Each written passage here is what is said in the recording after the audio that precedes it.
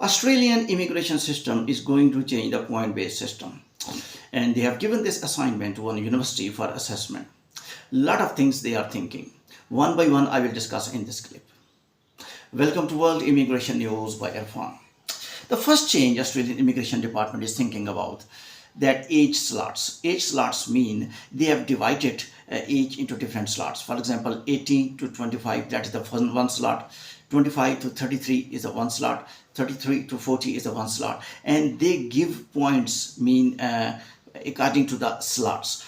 It's quite unfair in some cases. I give you one example.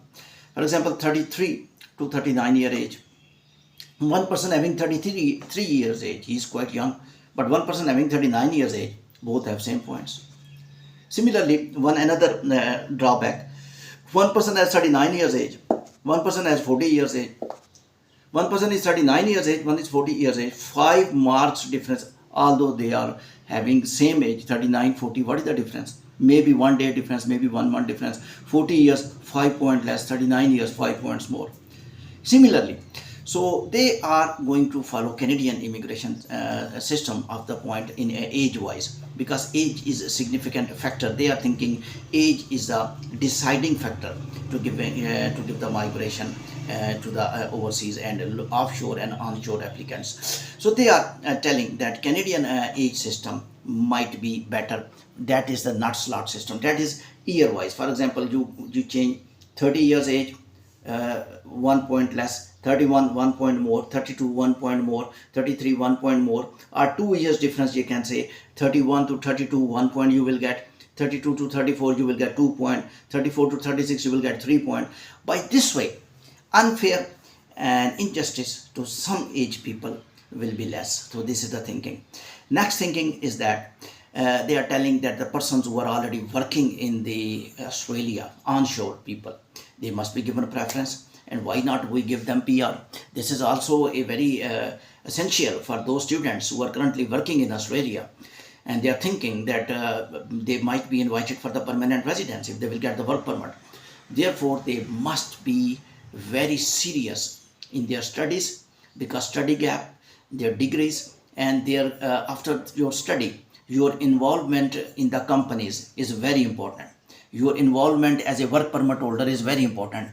Your involvement in top companies, how you was working. Therefore, your tenure of living as a student life and work life must be very transparent, with no criminal record, with no gap. Try to remain following Australian law, because this point immigration system is thinking, why not we prefer those individuals, those are already working in Australia.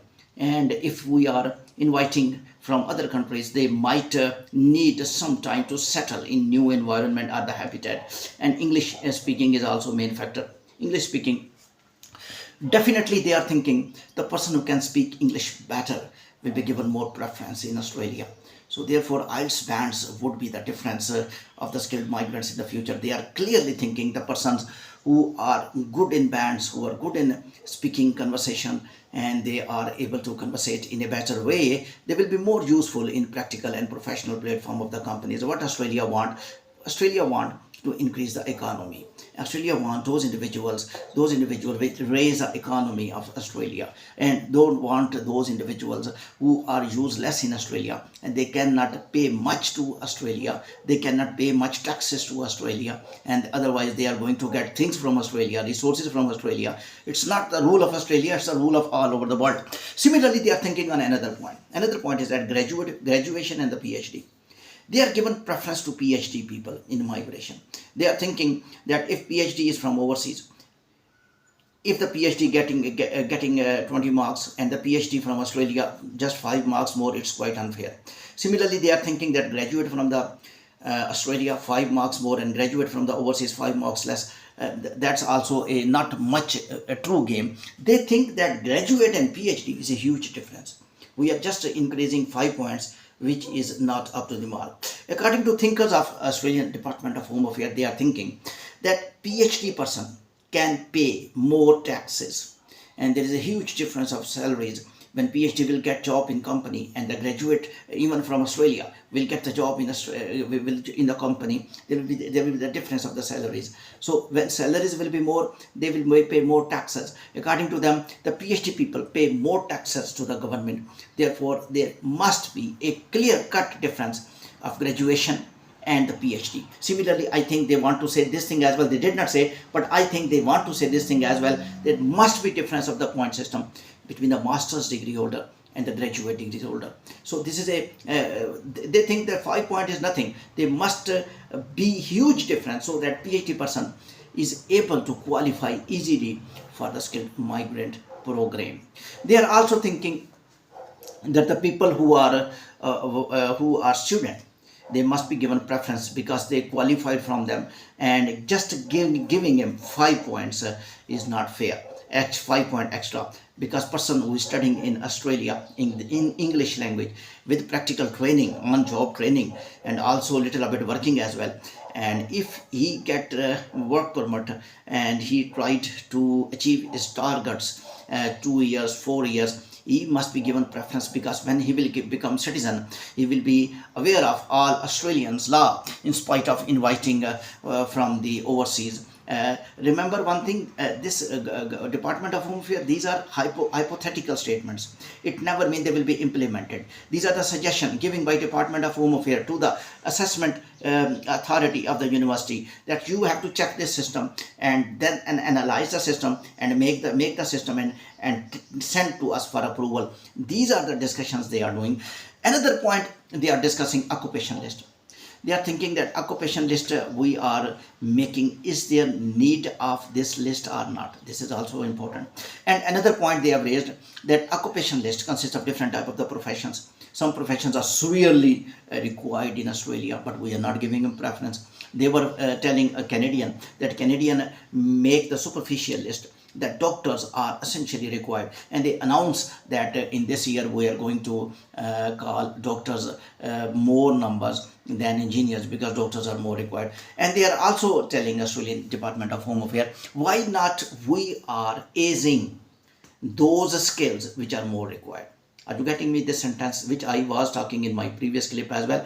Aising means if the construction engineer, civil engineer, because the Australia is going to make a lot of houses, housing crisis is common in Australia now, that's being discussed. So if they want more civil engineers, so they will ace immigration, mean they will ace some points in a priority base. That's the Canadian type of immigration system.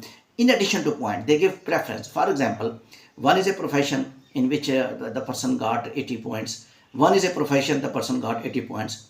And one person got 120 points even, because 80 points, for example, 80 points are threshold level. He got 120 points, but in other profession he got 89 points. But that profession is more needed in Canada or Australia, that will be preferred. 120 points will be rejected because that profession is not much required. So point system is going to be stitched with the priority jobs. That's why you need to search which professions are mostly required in Australia. Offshore, onshore, both applicants are eligible, but they are talking about offshore, onshore both, and the processing time may be also reduced for special people who are more required in Australia. I will keep updating you regarding Australian immigration program. Keep watching my channel, World Immigration News by Irfan, and my email contact consultant1@gmail.com. Hopefully you will subscribe, like and share my channel. Thank you very much.